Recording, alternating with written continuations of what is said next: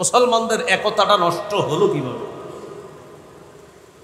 রাসূলুল্লাহ সাল্লাল্লাহু আলাইহি সাল্লাম মদিনায় আগমন করার আগে মুনাফিকদের অনেক নেতৃত্ব ছিল। মুনাফিকদের এই সেই বিভিন্ন নেতৃত্ব, ইয়াহুদিরাও খুব নেতৃত্ব দেয়। ইয়াহুদিদের ইবাদতখানা ছিল মদিনায়, ইয়াহুদিদের বড় বড় আলেম ছিল মদিনায়। রাসূলুল্লাহ সাল্লাল্লাহু আলাইহি সাল্লাম মদিনায় আসলেন, ইয়াহুদিদের সাথে সন্ধি করলেন, আমাদের উপর যদি কোনো আক্রমণ আসে তোমরা আমাদের সহযোগিতায় এগিয়ে আসবে, তোমাদের উপর কোনো আক্রমণ আসলে আমরা তোমাদের সহযোগিতায় এগিয়ে যাব। দুই পক্ষের চুক্তি হলো, ইয়াহুদিদের সাথে এই চুক্তি হলো। ইয়াহুদিরা তলে তলে মক্কার কাফেরদের সাথে গোপন পরামর্শ করে আল্লাহ রসুলকে হত্যার প্ল্যান করতে লাগলো। তাহলে চুক্তি রক্ষা করলো না ভঙ্গ করলো? একদিন রাসূলুল্লাহ সাল্লাল্লাহু আলাইহি সাল্লামকে দাওয়াত দিচ্ছে, হুজুর আপনার সাথে একটু কথা আছে, আমগো এলাকায় আসেন। নবীজি গেলেন ইয়াহুদিদের এলাকায়।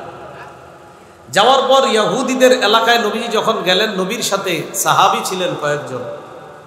ইয়াহুদিরা সাহাবীদেরকে দেখা বললেন, আপনার সাথে যারা আছে তাদেরকে সরায়া দেন। সাহাবাদের মধ্যে একটু সন্দেহ লাগলো, ঘটনা কি আমাকে সরায়া দেয় কেন? তো নবীজি বললেন, থাক তোমরা যাও, একটু হাঁটাহাঁটি করো, ওইদিকে দেখি তারা মনে আমার সাথে কোনো পার্সোনাল কথা বলবে। নবীজিকে একটা দেয়ালের পাশে বসাইছে, একটা দেয়াল, এই দেয়ালের একদম পাশে বসাইছে। বসানোর পর এখানে বসে বসে কথা বলতেছে, হুজুর এই সেই হুদা আন্দাজি কথাবার্তা। দেয়ালের পাশে বসাইয়া আরেকজনের কাছে একটা পাথর দিয়া উঠাইয়া দিছে, যা তুই দেয়ালের উপরে গিয়ে ওইটা, মুহাম্মদ সাল্লাল্লাহু আলাইহি সাল্লাম যেখানে বসা ওই বরাবর উপরে ওইটা, উপর থেকে একটা পাথর মুহাম্মদের উপর ফালা তাকে হত্যা করল। বুঝতে পারছেন? এইভাবে হত্যার প্ল্যান করলো। নবীজিকে দেয়ালের পাশে বসা কথা বলতেছে, আরেকজনে উঠাইয়া দিছে। জিবরিল আমিন আইসা কয়, আপনি এখান থেকে তাড়াতাড়ি যান, ইহুদিরা আপনারে মারার প্ল্যান করতেছে। রাসূলুল্লাহ সাল্লাল্লাহু আলাইহি সাল্লাম যখন এই বিষয়টা জানলেন, তাদেরকে আস্তে আস্তে মদিনা থেকে বের করে দেওয়া হলো। গেল তারা খায়বারে। খায়বারে থাকার পরও আস্তে আস্তে মুসলমানদের শাসন আমলেই তাদেরকে খায়বার থেকেও চূড়ান্তভাবে বের করে দেওয়া হলো। মুসলমানদের উত্থান প্রতিদিন বাড়তেছে, ইসলামের জয় জয়কর অবস্থা এখন আর শুধু মক্কা মদিনায় না, সারা দুনিয়ার বিভিন্ন রাষ্ট্রপ্রধানদের সামনেও ইসলাম নিয়ে আলোচনা শুরু হয়ে গেছে। এই বিষয়টা ইহুদিরা কোনোভাবেই মেনে নিতে পারে না। ঘটনা কি? ইসলাম এমনভাবে প্রতিষ্ঠিত কেন হচ্ছে? ইহুদিরা ষড়যন্ত্র করতে লাগলো কিভাবে তাদের এই উত্থান থামানো যায়। নবীর যুগে পারে নাই। আবু বকর সিদ্দিক রাদিয়াল্লাহু তাআলা, ওমর ফারুক, এই দুই খলিফার শাসন আমলেও ইহুদিরা কোনো প্ল্যান করতে পারে নাই, কারণ তারা দুজন খুব বিচক্ষণ ছিলেন, জানে যে তাদের আমলে কিছু করা যাবে না। রাসূলুল্লাহ সাল্লাল্লাহু আলাইহি সাল্লামের নাতি হুসাইন ইবনে আলী রাদিয়াল্লাহু তাআলা আনহুমার শহীদ হয়ে যাওয়া, মর্মান্তিকভাবে কারবালার প্রান্তরে তাকে শহীদ করে দেওয়ার ঘটনা সারা পৃথিবীর মুসলমানদেরকে নাড়া দেয়। কারবালার আলোচনা কম বেশি সবাই আপনারা শুনেছেন, শুনে থাকেন। আজকে আপনাদের সামনে গুরুত্বপূর্ণ কয়েকটি কথা বলবো। সেটা হলো মুসলমান দ্বন্দ্বের ইতিহাস শুরু হলো কিভাবে। মুসলমান দ্বন্দ্ব, মুসলমান আর কাফেরের মাঝে দ্বন্দ্ব থাকা এটা স্বাভাবিক। ইসলামের বিরোধিতা যারা করবে তাদের সাথে দ্বন্দ্ব থাকা স্বাভাবিক। তো এক মুসলমান আরেক মুসলমানের সাথে দ্বন্দ্ব লেগে যাওয়া, এটা কিভাবে হলো? প্রথমে মনে রাখবো, আল্লাহর কাছে মনোনীত ধর্ম হলো ইসলাম। আল্লাহ বলেন, ইন্নাদ-দীনা ইনদাল্লাহিল ইসলাম। আল্লাহর কাছে মনোনীত ধর্ম হলো ইসলাম। অন্য আয়াতে আল্লাহ বলেন, ওয়া মাইয়াবতাগি গায়রাল ইসলামি দীনান ফালাই ইউকবালা মিনহু। কেউ যদি ইসলাম ছাড়া অন্য কোনো ধর্ম গ্রহণ করে, অন্য কোনো কিছুকে দিন হিসাবে গ্রহণ করে, এটা কিছুতেই গ্রহণ করা হবে না, কবুল করা হবে না। আল্লাহ আমাদেরকে ইসলাম নামক ধর্ম দান করেছেন, মুসলমান বানিয়েছেন, এই জন্য সকলে বলি আলহামদুলিল্লাহ। ইসলাম কেন শ্রেষ্ঠ ধর্ম?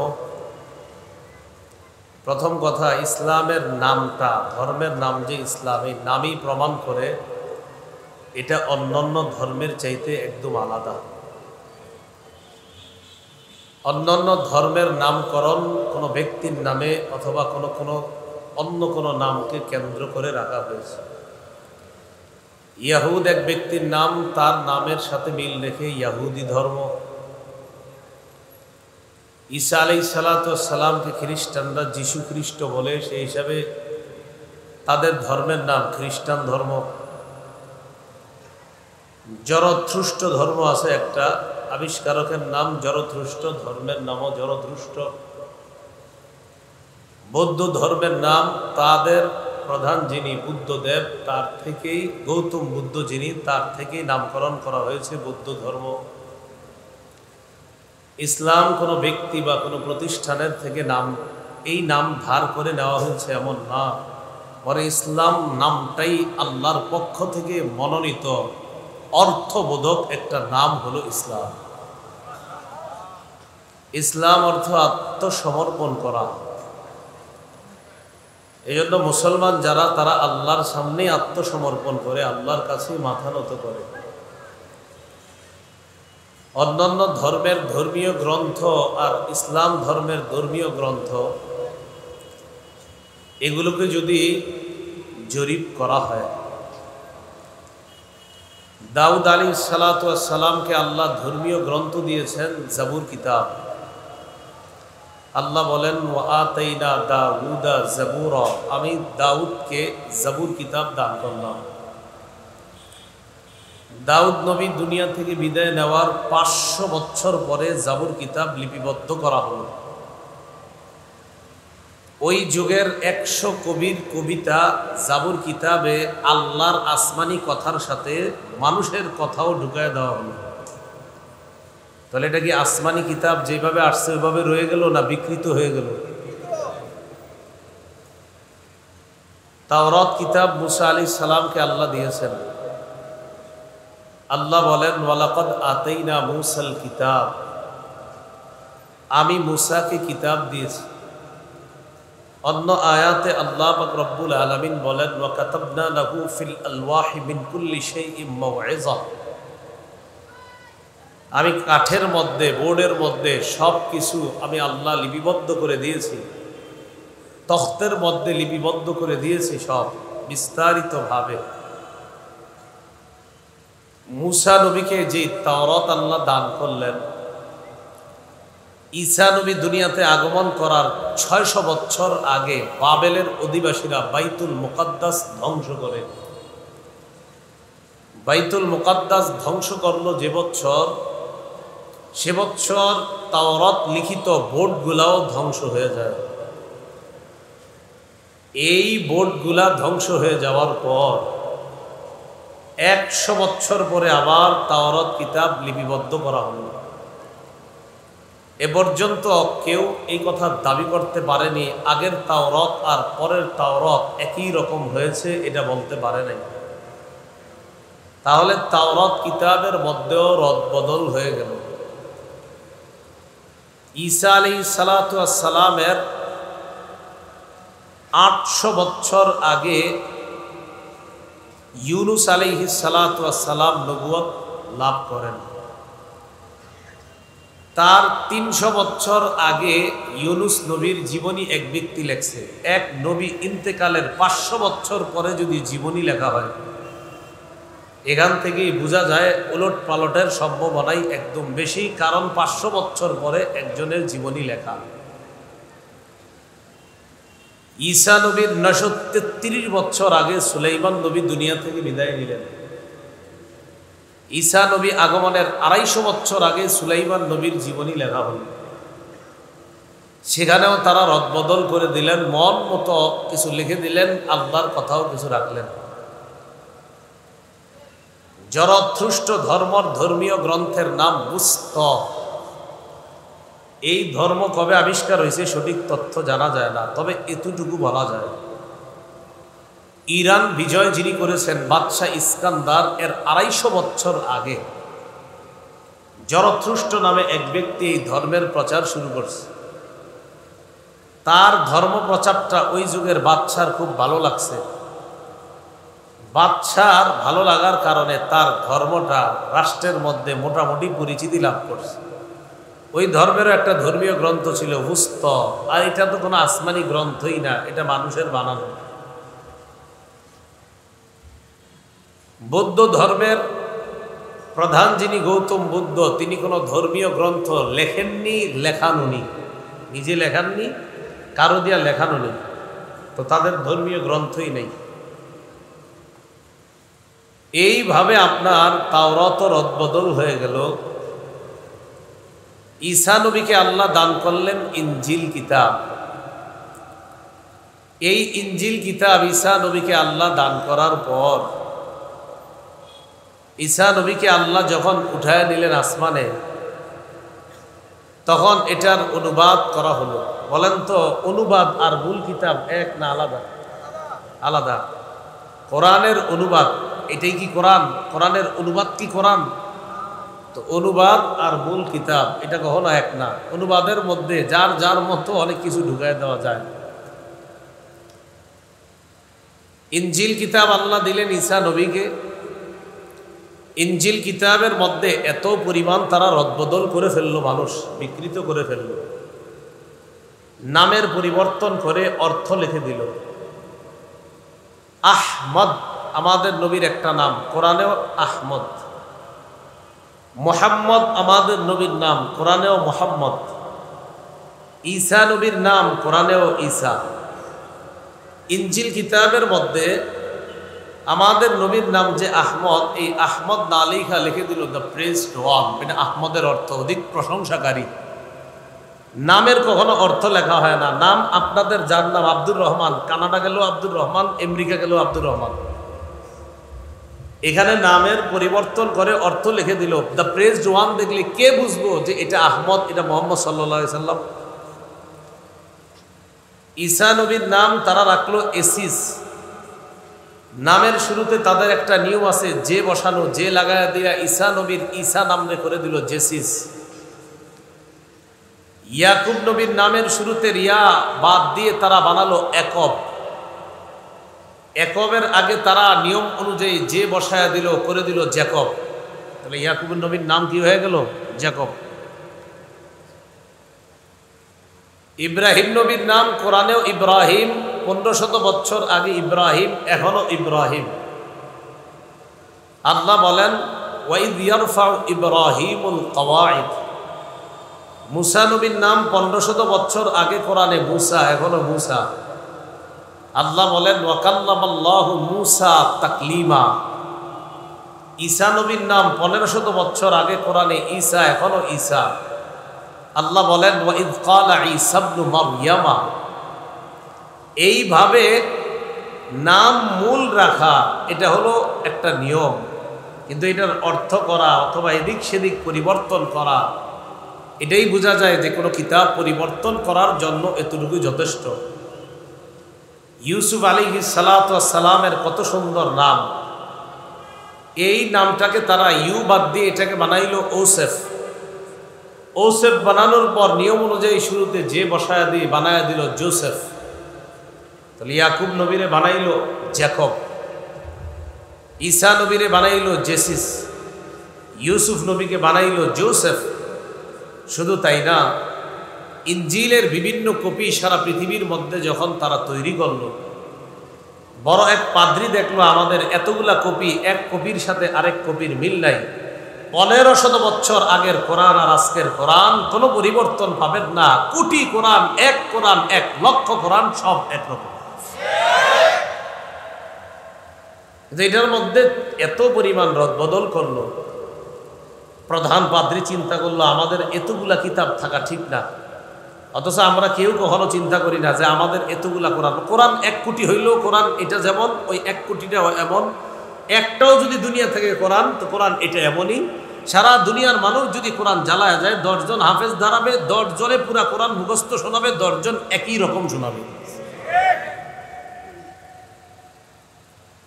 প্রধান পাদ্রীর পরামর্শে ইনজিলের 70টা কপি তৈরি করা হলো। কয়টা? প্রধান পাদ্রী এই কপিগুলা দেখা 4টা কপি সিলেক্ট করলো। এই 4টার মধ্যে একটার নাম সার্কিং ভার্সন। আচ্ছা, ভার্সন কাকে বলে বলেন তো আপনারা? ভার্সন মানে আগে যেটা ছিল এটার চাইতে আরেকটু উন্নত। যে মোবাইলের এখন নিউ ভার্সন আসছে আমরা বলি, তাহলে ভার্সন মানে আগে যা ছিল এর চেয়ে আরো উন্নত। 1500 বছর আগে কোরআন এটাই ছিল, এখনো এটা আছে, এটা কোনো ভার্সন না, কিয়ামত পর্যন্ত এটাই থাকবে। এইভাবে তারা কিতাবের পরিবর্তন করলো। তো ইনজিল কিতাবকেও পরিবর্তন করে দিল, কিন্তু কোরআন আমাদের নবীর জামানায় সিনায় ধারণ করলো সাহাবায়ে কেরাম, গাছের পাতায় লেখলো, হাড্ডিতে লেখলো। ওসমান গনি রাদিয়াল্লাহু তাআলা আনহুর জামানায় 4টা কোরআনের কপি তিনি করলেন বড় বড়। এর মধ্যে উনি বিভিন্ন জায়গায় পাঠাইলেন। এখনো যদি আপনারা আমার সামনের এই কোরআনের সাথে ওসমান গনি রাদিয়াল্লাহু তাআলা আনহুর যুগের কোরআন মিলায়া দেখতে চান, দেখতে পারেন। এখনো কিভাবে? একটু টাকা খরচ হবে। ওসমান গনির যুগের 2টা কোরআনের কপি এখনো দুনিয়াতে আছে, একটা তাশখন্দের লাইব্রেরিতে আর একটা ইস্তাম্বুলের লাইব্রেরিতে। টাকা খরচ করে তাশখন্দে যাবেন, যাওয়ার পর লাইব্রেরিতে ঢুকবেন, ঢুকার পর কোরআন খুলবেন, খোলার পর সূরা বাকারার 137 নম্বর আয়াতে যাবেন। কত? সূরা বাকারার 137 নম্বর আয়াতে গিয়ে দেখবেন রক্তের একটু চিহ্ন দেখা যায়। এই রক্তের চিহ্নটা কিভাবে আসলো? 35 হিজরির 17 অথবা 18 জিলহজ শুক্রবার দিন বিদ্রোহীরা হজরত ওসমান গনিকে যখন শহীদ করে দেয়, ওসমান গনির ওই শাহাদাতের রক্তের ফোটার চিহ্নটা এখনো তাশখন্দের লাইব্রেরির ওই কোরআনে, যেই কোরআন ওসমান গনি পড়তেছিলেন, এই রক্তের চিহ্ন এখনো 137 নম্বর আয়াতে আছে। তো যদি মিলাইতে চান যে হুজুর মিলাবো, তো এটা একটা নিয়ে যাবেন বাংলাদেশ থেকে, আর ওখানে গিয়া পরে পরে মিলাইবেন, দেখবেন কোনো পরিবর্তন পাবেন না। তাহলে ইসলাম ধর্ম, ইসলাম ধর্মের গ্রন্থ পেয়ে আমরা খুশি না বেজার? এই জন্য আল্লাহর কাছে মনোনীত ধর্ম হলো ইসলাম। এখন এই ইসলাম ধর্মের মুসলমানদের মধ্যে একতা ছিল, ভ্রাতৃত্ব খুব বেশি ছিল। এই একতাটা নষ্ট হলো কবে? খুব মন দিয়ে শুনবেন। এটা শোনার আগে আমরা শুনব মুসলমানদের যে খলিফা হতেন, এই খলিফা নির্বাচন কিভাবে হতো। মনে রাখবেন, মুসলমানদের খলিফা নির্বাচনের মৌলিক 4টি পদ্ধতি পাওয়া যায়। কয়টি? বিসমিল্লাহ। 1 নাম্বার পদ্ধতি ইশারা। ইশারা বুঝেননি? মানে ইশারায় বলবে, যিনি দুনিয়াতে আছেন উনি ইশারায় বুঝাবে যে আমার পরে অমুকে খলিফা হবে। ডাইরেক্ট বলবে না, মানে ইশারায় বুঝাবে। রাসূলুল্লাহ সাল্লাল্লাহু আলাইহি সাল্লাম যতদিন দুনিয়াতে ছিলেন, ডাইরেক্ট পরের খলিফার নাম বলে যান নাই, তবে ইশারায় বুঝিয়েছেন আমার পরে কে খলিফা হবে। ইন্তেকালের আগে 13 দিন অসুস্থ ছিলেন। অসুস্থ অবস্থায় সাহাবায়ে কেরাম মসজিদে নামাজের অপেক্ষায়। নবীজি বললেন, মুরু আবা বকরিন ফালইউসাল্লি বিন্নাস, তোমরা আবু বকরকে বলো আবু বকর যেন নামাজ পড়ায়। এখন বলেন তো, রসুল জীবিত থাকতেই একজন সাহাবীকে দিয়ে নামাজ পড়ানো, তার মানে রসুল তারপরে সবচেয়ে গুরুত্বপূর্ণ ব্যক্তি মনে করতেছেন আবু বকর সিদ্দিক রাদিয়াল্লাহু তাআলা। মুসলমানদের খলিফা যিনি হয় তিনি ইমামও হয়, এইটা মনে রাখবেন। মুসলমানদের খলিফা যিনি হয় তিনি মসজিদের খতিব হয়, তিনি ইমামও হন। আবু বকর সিদ্দিককে ইমাম বানায় দেওয়ার দ্বারা বোঝা যাচ্ছে আল্লাহ রসুল চায় মুসলমানরা আবু বকরের নেতৃত্বেই যেন আমার পরে থাকে, ইঙ্গিত। সহিহ বুখারীর বর্ণনা, এক মহিলা আল্লাহ রসুল সাল্লাল্লাহু আলাইহি সাল্লামের কাছে আসছে। জুবাইর ইবনে মুতঈম রাদিয়াল্লাহু তাআলা আনহুর বর্ণনা, এক মহিলা রসুল সাল্লাল্লাহু আলাইহি সাল্লামের কাছে আসছে। আসার পর ফাক্কাল্লামাতহু ফি শাই, কোন একটা বিষয়ে কথা বলছে। ফাআমারাহা বিআমরিন, রাসূলুল্লাহ সাল্লাল্লাহু আলাইহি সাল্লাম মহিলাকে একটা বিষয় আদেশ করছে। মহিলা কি জানে শুনলো, শোনার পর নবীজিকে বললেন, ইনলাম আজিদকা, হুজুর আপনারে যদি না পাই তাহলে এই জাতীয় গুরুত্বপূর্ণ মাসালা কোথায় জানবো যদি আপনারে না পাই। ইনলাম আজিদকার ব্যাখ্যা মুহাদ্দিসিনে কেরাম করেছেন, হুজুর ভবিষ্যতে যদি আমি বিপদে পড়ি, ইন আসাবাকাল মাউত, আপনি যদি মারা যান, ফালাম আজিদকা, আর আপনাকে যদি না পাই, ফামা আফআলু, তখন আমি কি করব। বুঝলেন, মহিলা বলতেছে, হুজুর আপনি যদি দুনিয়াতে না থাকেন আর যদি আমি কোনো মাসালাগত সমস্যায় পড়ি, তখন আমি কি করব। রসুল যে জবাবটা দিলেন, জবাবটা সবাই মন দিয়ে শোনেন। فقال رسول الله صلى الله عليه وسلم إن لم تجديني فأتي أبا بكر, আমাকে যদি না পাও সমস্যা কি, আমার আবু বকর আছে না, আবু বকরের কাছে আইসা সমাধান নিয়ে নিবা। এখান থেকে কি ইঙ্গিত বোঝা যায়, আমার পরে মুসলমানদের বিভিন্ন ঝামেলা যত সমস্যা, এই সমাধানের জন্য মুসলমান যেন কার কাছে আসে, আবু বকর সিদ্দিক রাদিয়াল্লাহু তাআলা আনহুর কাছে। রাসূলুল্লাহ সাল্লাল্লাহু আলাইহি সাল্লামের সাহাবী হুযায়ফা রাদিয়াল্লাহু তাআলা আনহুর বর্ণনা, তিনি বলেন, কুন্না জুলুসান ইনদান নবী সাল্লাল্লাহু আলাইহি ওয়াসাল্লাম, আমরা রাসূলুল্লাহ সাল্লাল্লাহু আলাইহি সাল্লামের কাছে বসা, কথা প্রসঙ্গে নবীজি বললেন, লা আদরি মা বাকাই ফিকুম, আমার জানা নাই আর কতদিন তোমাদের মাঝে থাকবো, মনে হচ্ছে আর বেশি দিন থাকবো না। নবীজির উদ্দেশ্য, নবী এই জাতীয় কথা বলা মানে আর বেশি দিন দুনিয়াতে থাকবেন না। তো বলতেছে, আমার জানা নাই আর কতদিন তোমাদের মাঝে থাকবো, আমি না থাকলে কোনো সমস্যা নাই। ফাকতাদু বিল্লাযাইনি মিন বাদি ওয়া আশারা ইলা আবি বকর ওয়া উমর,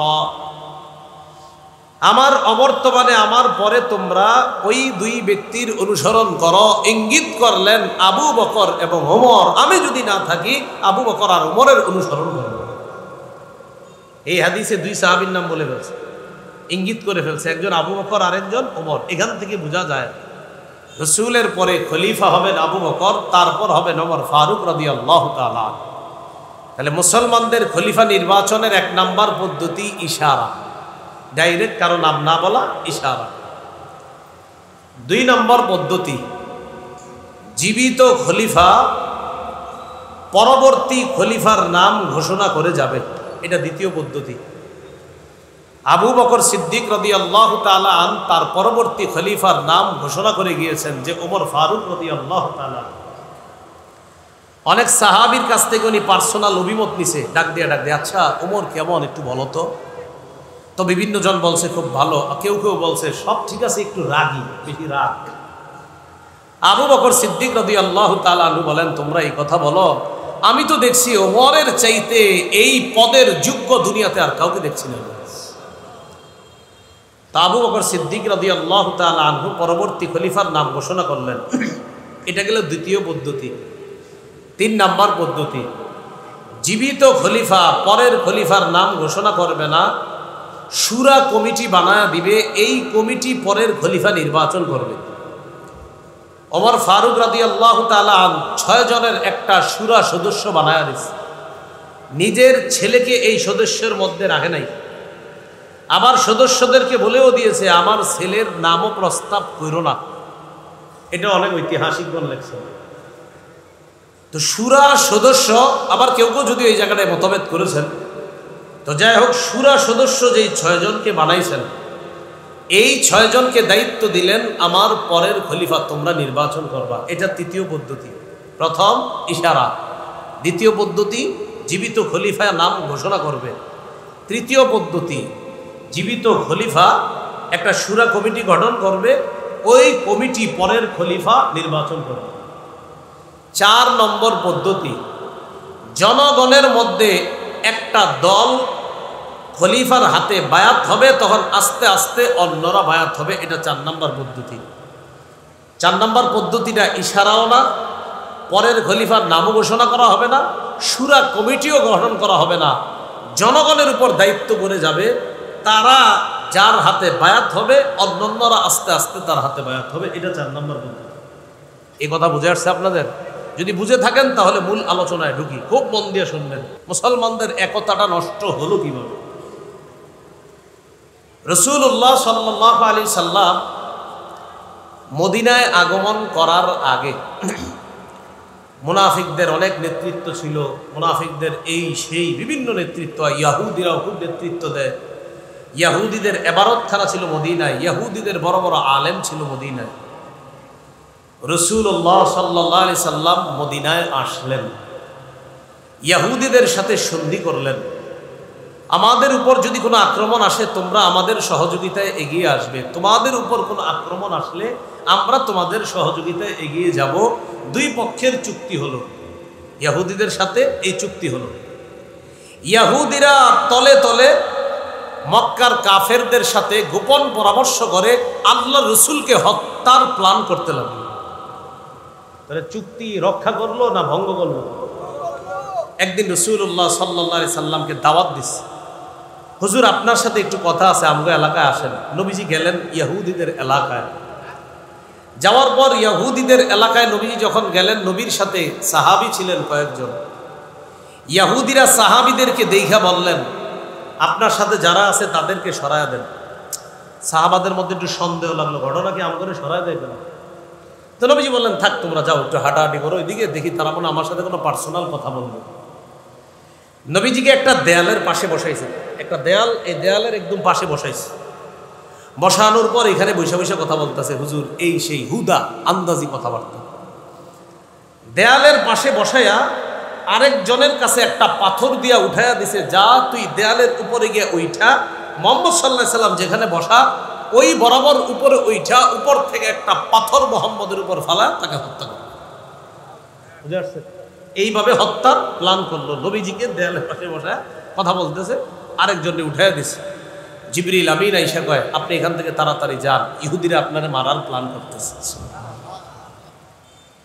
রাসূলুল্লাহ সাল্লাল্লাহু আলাইহি সাল্লাম যখন এই বিষয়টা জানলেন, তাদেরকে আস্তে আস্তে মদিনা থেকে বের করে দেওয়া হলো। গেল তারা খায়বারে। খায়বারে থাকার পরও আস্তে আস্তে মুসলমানদের শাসন আমলেই তাদেরকে খায়বার থেকেও চূড়ান্তভাবে বের করে দেওয়া হলো।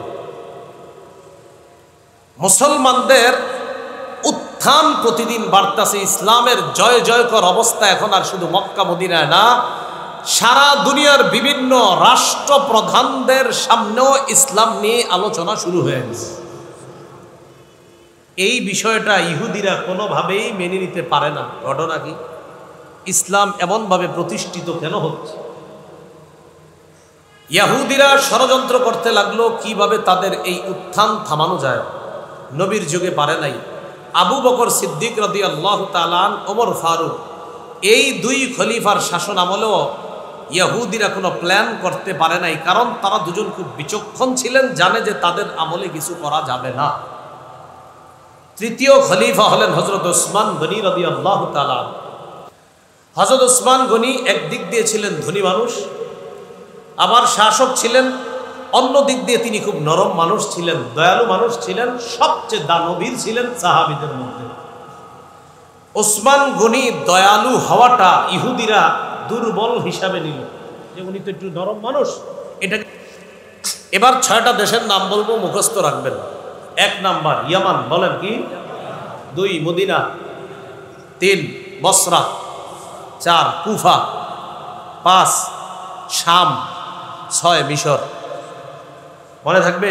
1 নাম্বার ইয়ামান, 2 নাম্বার মদিনা, 3 নাম্বার বসরা, 4 নাম্বার কুফা, 5 নাম্বার শাম বা সিরিয়া, 6 নাম্বার মিশর। কটা নাম বললাম? এই 6 নাম মনে রাখবেন, কাজে লাগবে। ইয়ামানের সানআ নামক এলাকায় এক ব্যক্তির জন্ম, তার নাম আব্দুল্লাহ ইবনে সাবা। কি নাম? আব্দুল্লাহ ইবনে সাবা। ইহুদিদের বড় এক পণ্ডিত। এই আব্দুল্লাহ ইবনে সাবাও প্ল্যান করে, মুসলমানদের এত উত্থান সহ্য হয় না, কিভাবে ঠেকানো যায়। আব্দুল্লাহ ইবনে সাবা আবু বকর ওমর ফারুকের যুগে সাহস করে নাই মুসলমানদের বিরুদ্ধে কিছু করার জন্য, বাকি প্ল্যান করতেছে। বিসমিল্লাহ। ইবনে সাবা এবং ইয়াহুদিরা চিন্তা করে দেখলো যে মুসলমানদের এই উত্থানের রহস্য কি। ইয়াহুদিরা গবেষণা করে মুসলমানদের এই উত্থানের একটা রহস্য খুঁজে পেয়েছে। বলেন কয়টা? এই জিনিসটা মনে রাখবেন যে মুসলমানদের এত উত্থানের কারণ তাদের মাঝে একতা, তারা ঐক্যবদ্ধ একটা জাতি। বলেন আলহামদুলিল্লাহ। যদিও এখন না, এটা তখনের জন্য আলহামদুলিল্লাহ বললাম আমরা, তখনের জন্য ওই তখন মানে তাদের চিন্তার কারণে আলহামদুলিল্লাহ বললাম যে আমাদের মাঝে একতা ছিল। পয়েন্ট বের করে ফেললো ইহুদিরা মুসলমানদের মাঝে একতা, এটা হলো তাদের শক্তি, সবচেয়ে বড় শক্তি। তাহলে বলেন তো পয়েন্টে কি অস্ত্রকে মূল টার্গেট নিছে যে মুসলমানরা অস্ত্রের বলে আগে গেছে? না, মূল পয়েন্ট কোথায়? যে না, মুসলমানদের মূল শক্তিটা তাদের একতা। এবার ইহুদিরা প্ল্যান করতেছে যে তাদের একতা নষ্ট করা যায় কিভাবে। তখন চিন্তা করে অস্ত্রের বলে, কয় না, অস্ত্রের বলে পারা যাবে না। 313 জনের সাথে 1000 পারে নাই, 60 জনের সাথে 60,000 পারে না। তাহলে এদেরকে অস্ত্রের বলে হারানো যাবে না, তাদের একতা নষ্ট করতে হবে বুদ্ধিভিত্তিক যুদ্ধের মাধ্যমে। তাহলে কিসের যুদ্ধ করবে এবার? বুদ্ধির যুদ্ধ। বলেন কিসের যুদ্ধ? বলেন তো আপনারা, মুসলমানদের উত্থানের কারণ কি পেল? এই একতা নষ্টের জন্য তারা কি যুদ্ধ করবে? বুদ্ধির যুদ্ধ। এবার বুদ্ধি করতেছে কি করা যায়। ওই ইয়ামানের সনআয় ইবনে সাবা নামে যে ব্যক্তির জন্ম, তার মাথায় বুদ্ধি একটা আসছে কি, যে ওসমান গনি রাদিয়াল্লাহু তাআলা দয়ালু মানুষ, আমি মদিনায় যাই, যাওয়ার পরে সবার সামনে মুসলমান হমু। আসলে তো আমি মুসলমান না, আমি তো ভণ্ড। তো আমি সবার সামনে যাবো, যাই মুসলমান হমু, আর সবাইরে বুঝাবো আমি খুব বড় একজন বিশ্বাস, আল্লাহর ওলি মানুষ। এইভাবে কাজ করতে হবে। ইয়ামান থেকে আসলো মদিনায়, মনে আসেনি 6টা এলাকার নাম? এই ইয়ামান থেকে আসলো মদিনায়।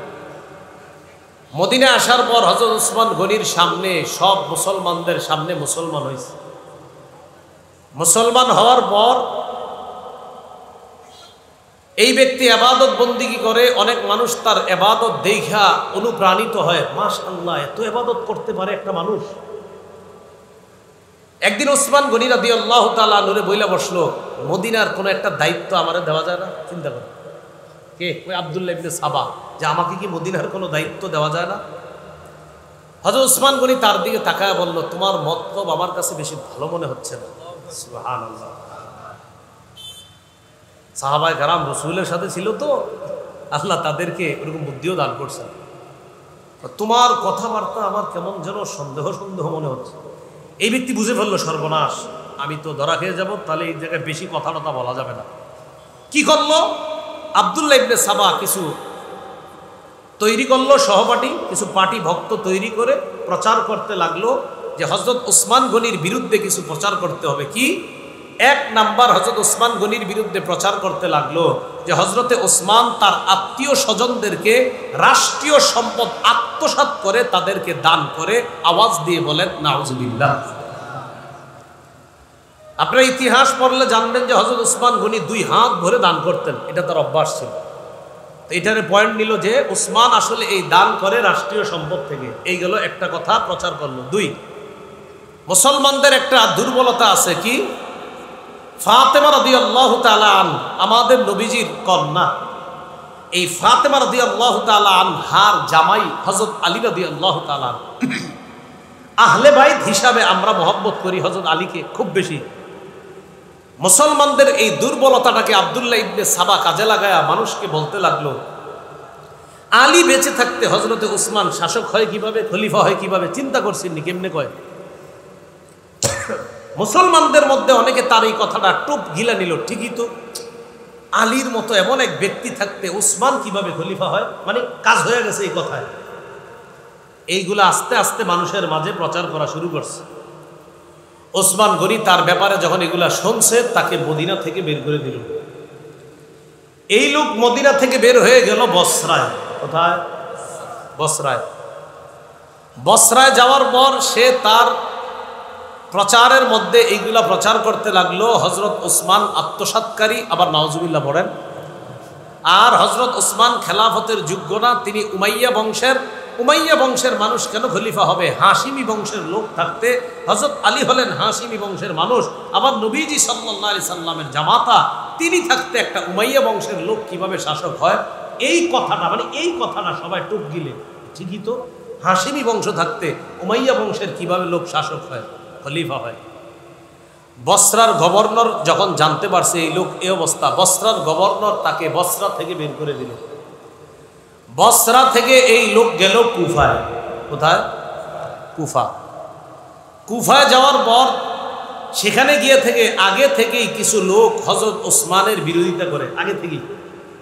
তাহলে তার এই জায়গায় একটু সহজ হয়ে গেল। তাদের মাঝে প্রচার প্রসার যখন চালাইতে লাগলো, কুফার গভর্নরও তার ব্যাপারটা জানতে পেরে সেখান থেকে তারা বের করে দিল, গেল শামে। শামের গভর্নর যিনি ছিলেন তখন আমিরে মুআবিয়া রাদিয়াল্লাহু তাআলা। মনে রাখবেন, পৃথিবীতে যত বুদ্ধিমান তীক্ষ্ণ দৃষ্টির অধিকারী শাসক ছিলেন তাদের মধ্যে আমিরে মুআবিয়া অন্যতম একজন শাসক, যাকে আল্লাহ প্রচুর তীক্ষ্ণ বুদ্ধির অধিকারী বানিয়েছেন। এই লোক শাম দেশে যাওয়ার পর, শাম দেশে যখন গেল, শামে যাওয়ার পর এই লোক চিন্তা করলো আমিরে মুআবিয়া তো খুব সতর্ক শাসক, তার আমলে তার রাজ্যে তেমন কিছু করা যাবে না, অপেক্ষা আছে কখন কারে বলা যায়। ঘটনাচক্রে একদিন কি করছে, নবীর এক সাহাবীর সাথে তার কথা, তার নাম আবু দারদা রাদিয়াল্লাহু তাআলা। কি নাম? আবু দারদা রাদিয়াল্লাহু তাআলা। এই আবু দারদা রাদিয়াল্লাহু তাআলা আনহুর সাথে যখন দেখা, আব্দুল্লাহ ইবনে সাবা কয় আপনার সাথে একটু কথা ছিল গুরুত্বপূর্ণ। কি কথা বলো? আর উনি কিন্তু খুব ভালো মানুষ, আল্লাহওয়ালি মানুষ, খুব দাড়ি, মুসলমান, মাশাআল্লাহ। বলতেছি কি কথা? আচ্ছা, হযরতে ওসমান যিনি খলিফা। কয় হ্যাঁ খলিফা। কয় তিনি তো উমাইয়া বংশের মানুষ। হ্যাঁ উমাইয়া বংশের মানুষ। তো হাশিমি বংশের লোক হযরত আলী রাদিয়াল্লাহু তাআলা থাকতে ওসমান কিভাবে শাসক হয়? আর হযরত ওসমান তো মাল আত্মসাৎ করে, নাউজুবিল্লাহ, এগুলা তো ঠিক না, এগুলা কেমন কথা? আবু দারদা রাদিয়াল্লাহু তাআলা তার কথা শুনে বলল, তোমার কথায় ইহুদিদের গন্ধ পাওয়া যায়। কি বললো? তোমার কথা তোমার এত ভালো মনে হচ্ছে না? তুমি কি আসলে ইসলাম প্রচার করো না অন্য কিছু? সাহাবী বলে ফেলছে। এই ব্যক্তি বুঝে গেল যে ঘটনা তো খারাপ, বেশি কথা বলা যাবে, আবার চুপচাপ রইল। অনেকদিন পর রসুলের আরেক সাহাবী উবাদা ইবনে সামিত রাদিয়াল্লাহু তাআলা আনহুর সাথে দেখা। আপনাকে কিছু কথা বলতাম। কি কথা? উবাদা ইবনে সামিতকে এবার হযরত ওসমানের বিরুদ্ধে যখন বলা শুরু করবে, উবাদা ইবনে সামিত কিছু না বইলা কয় আসো। হাত ধইরা আমিরে মুআবিয়ার কাছে লয়ে গেছে। এই লোকরা আমার ভালো মনে হইতেছে না, কিছু একটা করেন। আমিরে মুআবিয়া চিন্তা করলেন, এরে যদি এখন কিছু করি, এর দাড়ি আছে, টুপি আছে, অন্যান্যরা বলবে টুপি দাড়িওয়ালা, আরেক টুপি দাড়িওয়ালারে ধরছে। আমিরে মুআবিয়া অনেক চিন্তা ভাবনা করে ফিতনা থেকে বাঁচার আশঙ্কায় তাকে শাম থেকে বের করে দিল। শাম থেকে এই লোক গেল মিশর, ইয়ামান থেকে আসলো মদিনা, মদিনা থেকে বসরা, বসরা থেকে কুফা, কুফা থেকে শাম, শাম থেকে মিশর। মিশর যাওয়ার পর দেখে এই জায়গা তার জন্য উর্বর, তার মিশন সাকসেস করার জন্য মিশরকেই বেছে নেওয়া যায়।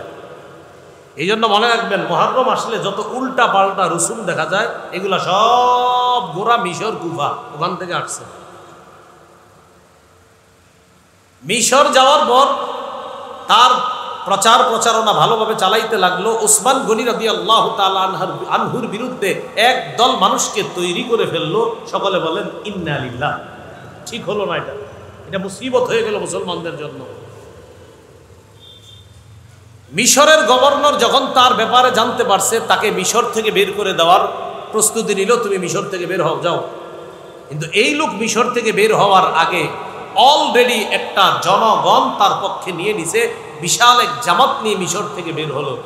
বসরায় তার কিছু অনুসারী তৈরি করছে, কুফায়ও কিছু অনুসারী তৈরি করছে। বসরা, কুফা আর মিশর, এই তিন অঞ্চলের বিরাট একটা জামাত নিয়ে আবার সে মদিনায় রওনা করল। আব্দুল্লাহ ইবনে সাবা মদিনার বাহিরে অবস্থান করে করে হযরত ওসমানের বিরুদ্ধে এবার 4টা অভিযোগ আনছে। বলেন কয়টা? 4টা। 1 নাম্বার, হযরতে ওসমান আত্মসাৎকারী, বলেন নাউজুবিল্লাহ।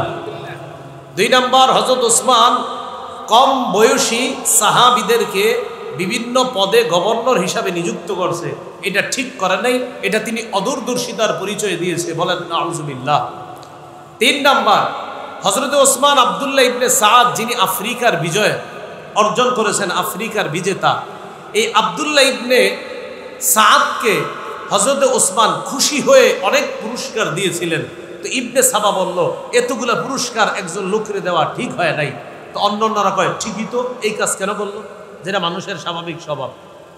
4 নাম্বার অভিযোগ, মারওয়ান ইবনুল হাকাম, যাকে হযরত ওসমান মক্কায় প্রবেশ করার অনুমতি দিয়েছে, এই 4টা অভিযোগ মানুষের কাছে করতে লাগলো। আর তার দল তার প্রচার প্রসার বাড়াইতে লাগলো। হযরত ওসমান গনির সাথে দেখা করার আগে আব্দুল্লাহ ইবনে সাবা মদিনার বড় বড় 3জন সাহাবীর সাথে দেখা করলো। একজনের নাম হযরত আলী, আরেকজনের নাম তলহা, আরেকজনের নাম জুবায়ের রাদিয়াল্লাহু তাআলা আনহুম। এই 3জনের সাথে দেখা করলো। হযরত আলী কি গিয়ে বলতেছে, আপনি থাকতে এরকম হযরত ওসমানকে আমরা কেমনে খলিফা মানি? হযরত আলী কো, তোমার মতলব কি?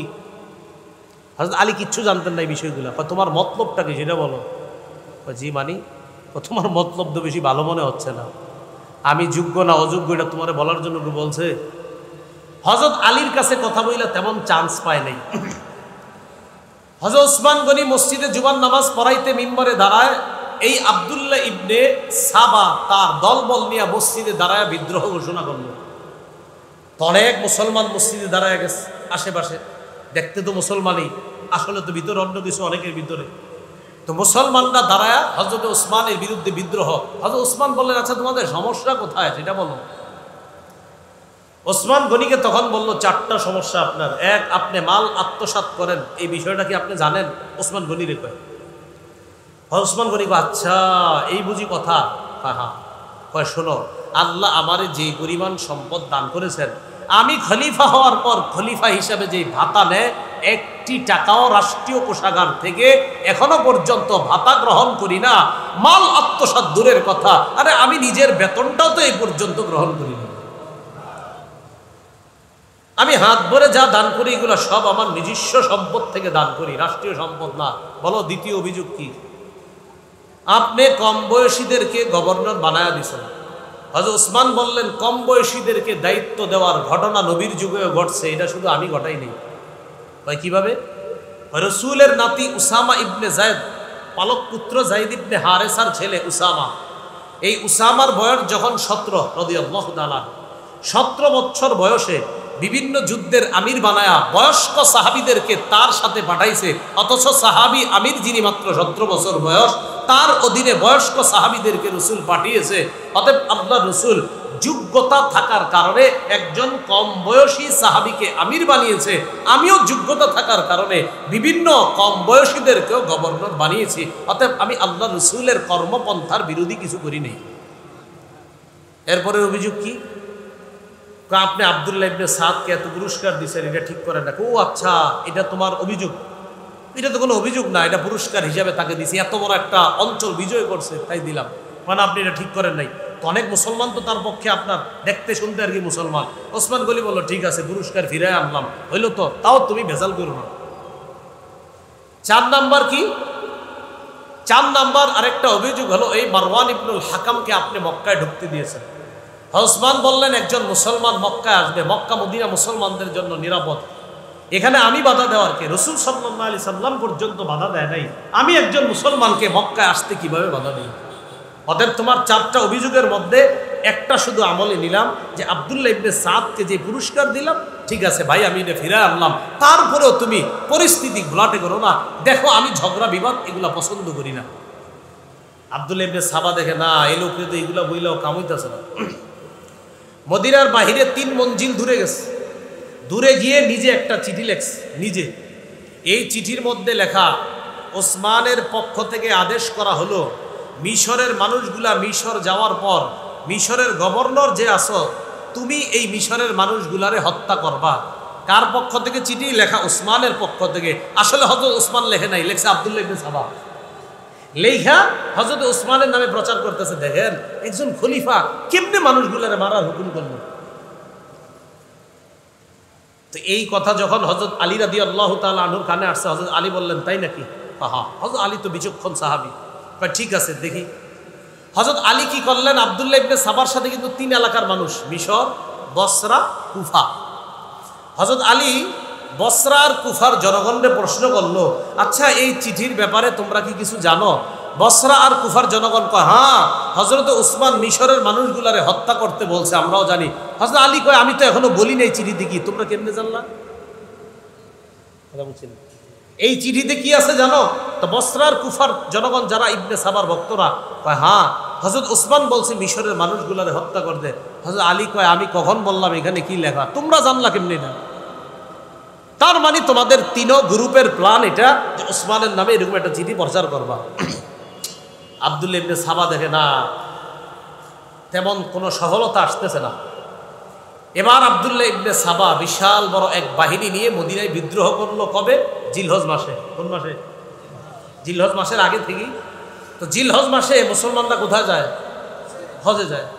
মদিনার বড় বড় সাহাবী, গুরুত্বপূর্ণ যারা ব্যক্তি বর্গ, তারা হজে চলে গেলেন। এমনকি আমাদের নবীজির বিবি, আমাদের আম্মাজান আয়েশা সিদ্দিকা রাদিয়াল্লাহু তাআলা আনহা, তিনিও হজে চলে গেলেন। সাহাবীদের মধ্যে উল্লেখযোগ্য করার মতো তিনজন তখন মদিনায়, হযরত আলী, তলহা, জুবাইর রাদিয়াল্লাহু তাআলা। হযরত আলীকে আব্দুল্লাহ ইবনে সাবা বারবার চাপ দেয়, আপনি খলিফা হন। আব্দুল্লাহ ইবনে সাবার সাথে প্রায় 5000-এর মতো সংখ্যা হয়ে গেছে এখন তার অনুসারী। হযরত আলী চিন্তা করলেন ঘটনা তো বেশি ভালো না। ইতিমধ্যে হযরত উসমান যেই ঘরে থাকে ওই ঘরটা ইবনে সাবার অনুসারীরা ঘেরাও করে ফেললো। উসমানকে বাহিরে আসতে দেয় না, ঘরের ভিতরে পানি খাবার কোনোটাই পুষতে দেয় না। হযরত আলী চিন্তা করলেন এখন তো এরা আমাকে জোর করবে কোনো বিষয়ে। আলী যুবক সাহাবীদেরকে হযরত উসমানের ঘর পাহারা দেওয়ার জন্য হযরত আলী তাদেরকে নিযুক্ত করে উনি মদিনা থেকে বাহিরে অনেক দূরে চলে গেলেন। যুবক সাহাবী যাদেরকে ঘর পাহারা দিতে বললেন তাদের মধ্যে হাসান হুসাইনকেও পাঠাইলেন রাদিয়াল্লাহু তাআলা আনহুমা। হযরত উসমান গনির ওই বাসাটা ঐতিহাসিক গ্রন্থের একদল লেখছে 40 দিন, আরেক দল লেখছে 22 দিন তারা ঘেরাও করে রাখলো, পানি দেয় না, খাবার দেয় না। অথচ হযরত উসমান গনি মদিনাবাসীর জন্য এত বড় কূপের ব্যবস্থা করে দিয়েছিল। আল্লাহ রাসূল বলেছিলেন এই কূপটা কে কিনবে, কিনে দেওয়ার পর দান করে দিবে, তার জন্য আল্লাহ যেন জান্নাতে একটা নহর দান করে। ওসমান গনি ওই মুহূর্তে কিনা মুসলমানদের জন্য দান করেছে। কিন্তু ওই কূপের পানিও তার কাছে আসে না। হযরত উসমান গনি রাদিয়াল্লাহু তাআলা ঘরের মধ্যে আছে। 22 দিন চলে গেল এইভাবে। 22 দিন পর বিদ্রোহীরা দেখলো প্রধান গেটের মধ্যে যুবক সাহাবীরা পাহারাদারি করে। এরা কি করলো, পিছনের দেয়াল দিয়ে টপকায়া উপরে উঠা উপরের অংশ ছিদ্র করে ওই দিক দিয়ে ঘরে প্রবেশ করলো। যখন তারা ভিতরে প্রবেশ করলো, প্রবেশ করার পর হযরত উসমান গনি তখন কোরআনের সূরা বাকারা তেলাওয়াত করতেছিল ঘরে বসে। ওই যে সূরা বাকারা কোন কোরআন খুইলা পড়তেছিল, যেই কোরআনের কথা আপনাদেরকে বলছিলাম তাশখন্দের লাইব্রেরিতে এখনো ওই কোরআন আছে। এই কোরআনটা হযরত উসমান গনি পড়তেছেন। সূরা বাকারার 137 নম্বর আয়াত যখন তেলাওয়াত করতেছিলেন, ফাসায়াকফিকাহুমুল্লাহ ওয়া হুয়াস সামিউল আলিম, এই আয়াত তেলাওয়াত করার সময় হযরত উসমানকে যখন শহীদ করা হয়, হযরত উসমান গনির শাহাদাতের রক্ত, শহীদ হওয়ার রক্তের ছিটা গিয়ে সূরা বাকারার 137 নম্বর আয়াতের উপর পড়ছে। হযরত উসমান গনি শহীদ হয়ে গেলেন। কবে শহীদ হলেন? 35 হিজরির 17 বা 18 জিলহজ, বারটা ছিল শুক্রবার। কি বার ছিল? এই জন্য এই বারটা মনে রাখবেন। কত হিজরি? 35, 17 বা 18 জিলহজ শুক্রবার দিন মুসলমানদের একতা নষ্ট হয়ে গেল।